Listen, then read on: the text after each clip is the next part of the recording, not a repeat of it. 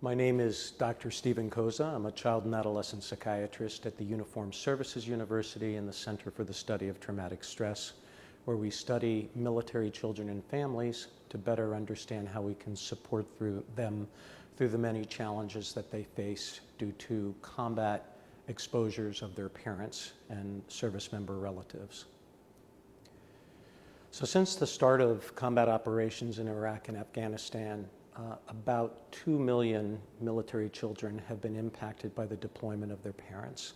Sometimes those have been single deployments, sometimes they've been multiple deployments, 2, 3, 4, 5, or even more.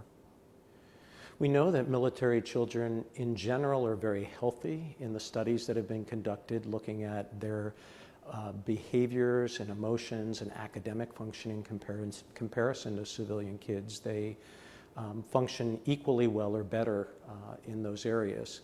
However, because of the duty and the service requirements of their parents, they often face some difficult challenges that include separations due to combat deployments, which can extend from 6 months to a year or even longer, as well as facing the challenges that take place when a parent has been injured or has developed a psychiatric-related combat stress disorder in theater. So we know that military children are distressed during times of deployment. What we don't know is what the long-term effects of deployments are on children.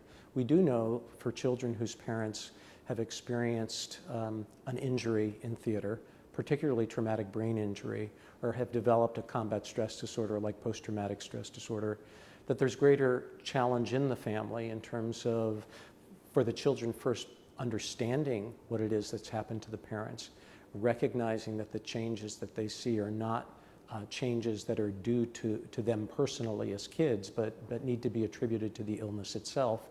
And together as a family, they need to develop strategies to better address and find ways of communicating, problem solving, and better resolving conflicts that might develop in the post-deployment setting.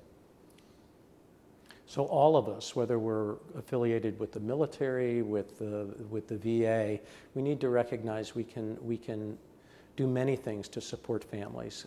Particularly in communities, we need to be asking questions, for clinicians to be asking whether or not service members or family members have anybody in the family that has been involved in military service, so they can better understand what their needs are and be prepared to address them.